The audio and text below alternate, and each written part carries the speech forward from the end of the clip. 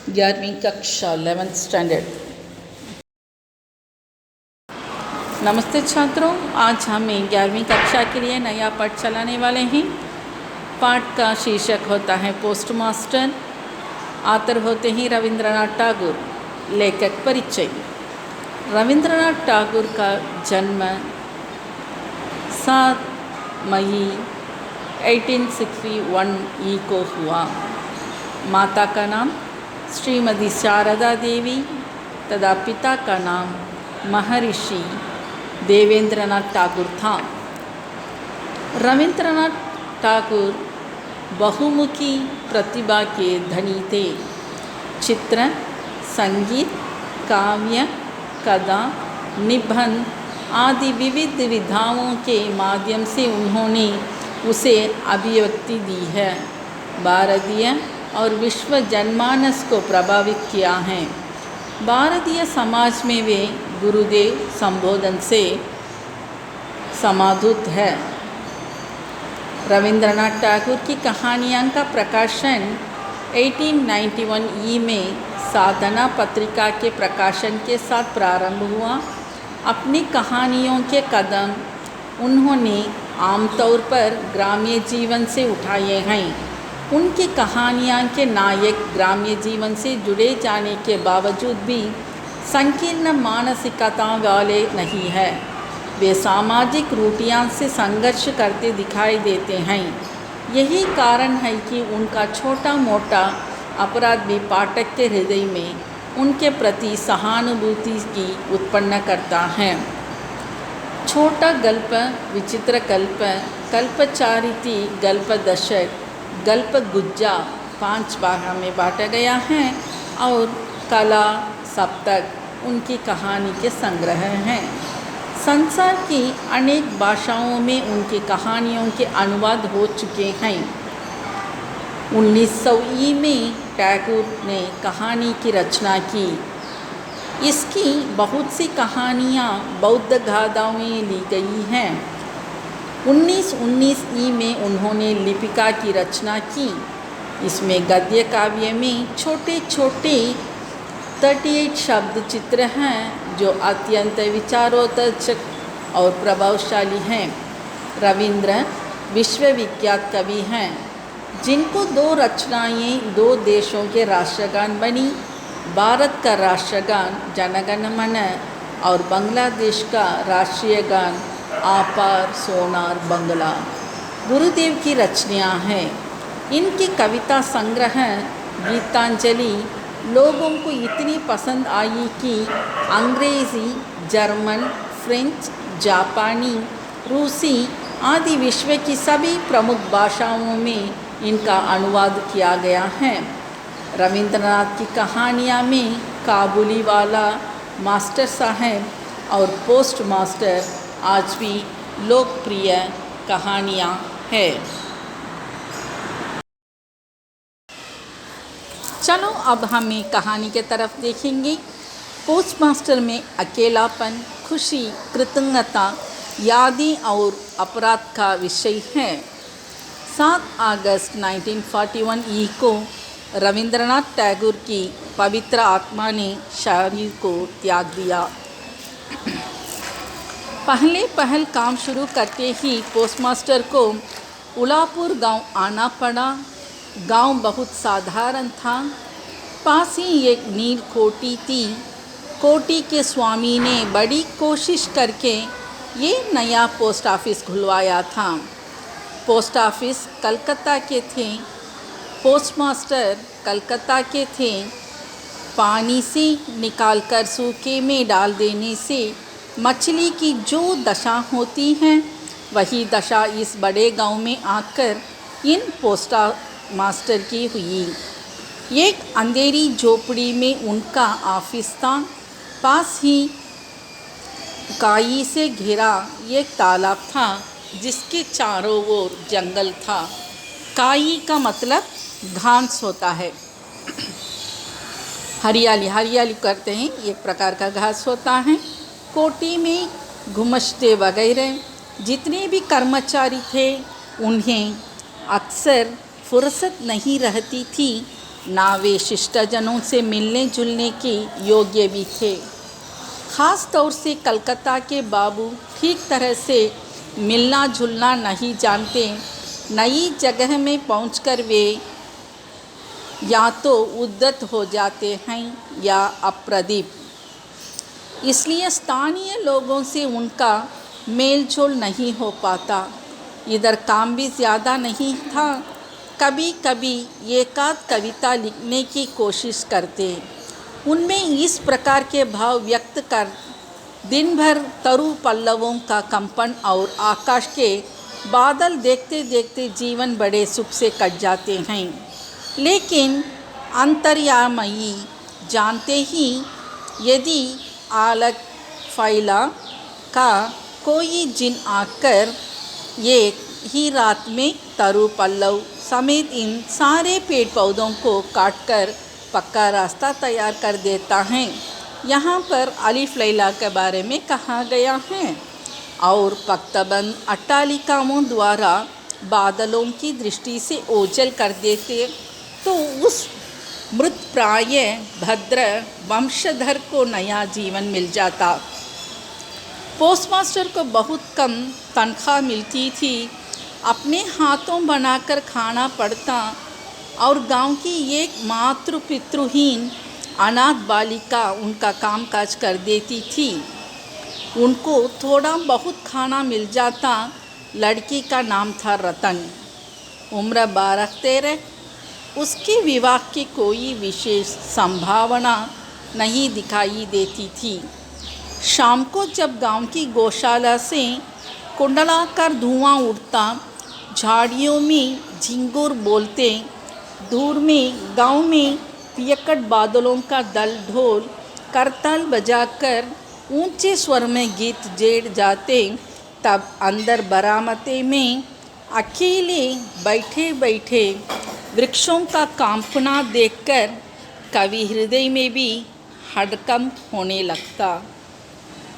तब कमरे के कोने में एक टिमटिमाता हुआ दिया जलाकर पोस्टमास्टर आवाज़ लगाते हैं, रतन। रतन दरवाजे पर बैठी इस आवाज़ की प्रतीक्षा करती रहती, लेकिन पहली आवाज़ पर ही अंदर न आती। वहीं से कहती, क्या है बाबू, किस लिए बुला रहे हो? पोस्टमास्टर, तू क्या कर रही है? रतन, बस चूल्हा जलाने ही जा रही हूँ रसोई घर में। पोस्टमास्टर, तेरा रसोई का काम पीछे हो जाएगा, पहला हुक्का भर ला। थोड़ी देर में अपने घाल फैलाए चिलम में फूंक मारती मारती रतन भीतर आई। उसके हाथ में हुक्का लेकर पोस्टमास्टर चट से पूछ बैठते, अच्छा रतन, तुझे आनी माँ की याद है? बड़ी लंबी बात है, बहुत सी याद है। बहुत सी याद भी नहीं। माँ की अपेक्षा पिता उसको अधिक प्यार करते थे। पिता की उसे थोड़ी थोड़ी याद है। दिन भर मेहनत करके उसके पिता शाम को घर लौटते। भाग्य से उन्हीं में से 2-1 शामों की याद उसके मन में चित्र के समान अंकित है। उन्हीं की बात करते करते धीरे धीरे रतन के पास ही ज़मीन पर बैठ जाती। उसे ध्यान आता, उसका एक भाई था। बहुत दिन पहले बरसात में एक दिन एक तालाब के किनारे दोनों में मिलकर पेड़ की टूटी हुई टहनी की बंसी बनाकर झूठ झूठ मछली पकड़ने का खेल खेला था। अनेक महत्वपूर्ण घटनाओं की अपेक्षा इसी बात की याद उसे अधिक आती। इस तरह बात करते करते कभी कभी काफ़ी रात हो जाती। तब आलस से मारे पोस्टमास्टर को खाना बनाने की इच्छा ना होती। सवेरे की बासी तरकारी रहती और रतन झटपट चूल्हा जलाकर कुछ रोटियां सेक लेती। उन्हीं से दोनों के रात्रि भोजन का काम चलता। कभी कभी शाम को उस विशाल झोंपड़ी के एक कोने में ऑफिस की काट की कुर्सी पर बैठे बैठे पोस्टमास्टर ने अपने घर बात चलाते छोटे भाई की बात, माँ और दादी की बात, जो बातें उनके मन में बार बार उठती रहती पर जो नीलकोठी में गुमाशती के सामने किसी भी तरह की नहीं उठाई जा सकती थी, उन्हीं बातों को उस अपड़ नन्ही बालिका से कहते उन्हें बिल्कुल संकोच न लगता। अंत में ऐसा हुआ कि बालिका बातचीत करते समय उनके घर वालों को चिर परिचितों के समान खुद भी माँ, दादा, दादी कहने लगी।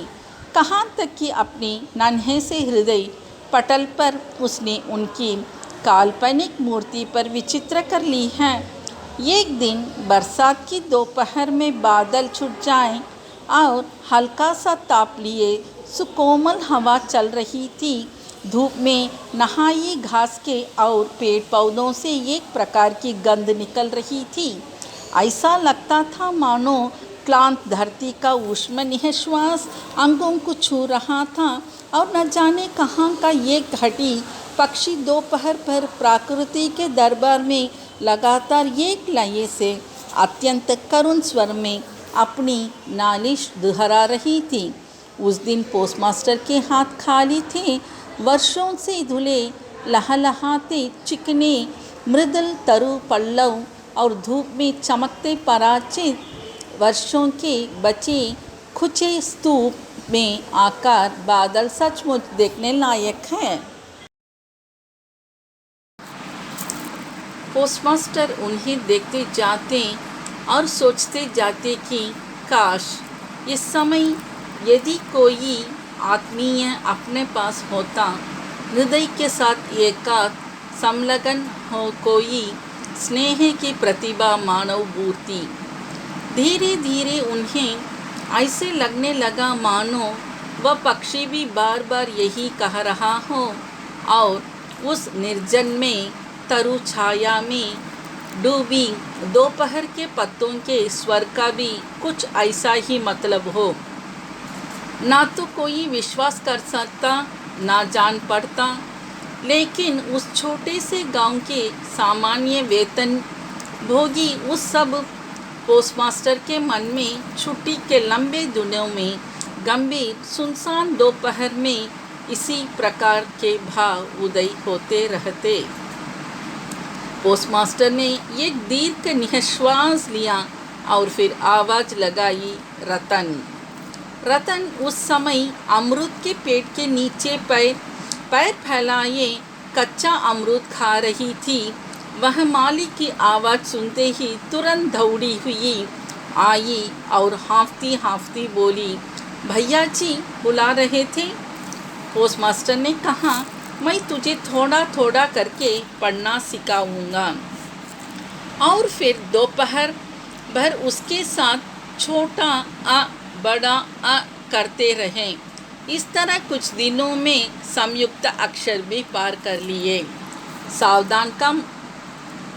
सावन का महीना था। लगातार वर्षा हो रही थी। गड्ढे, नाले, तालाब सब पानी से भर रहे थे। रात दिन मेंढक की टर्रक टर्रक और वर्षों की आवाज़, गाय के रंबाने की आवाज़। गांव के रास्तों में चलना फिरना लगभग बंद हो गया था। हाट के लिए नाव में चढ़कर जाना पड़ा। एक दिन सवेरे से ही बादल खूब घिरे हुए थे। पोस्टमास्टर की शिष्या बड़ी देर से दरवाजे के पास बैठी प्रतीक्षा कर रही थी, लेकिन और दिनों की तरह जब यथा समय उसकी बुलाहट ना हुई तो वह खुद किताबों का थैला लिए धीरे धीरे भीतर आई।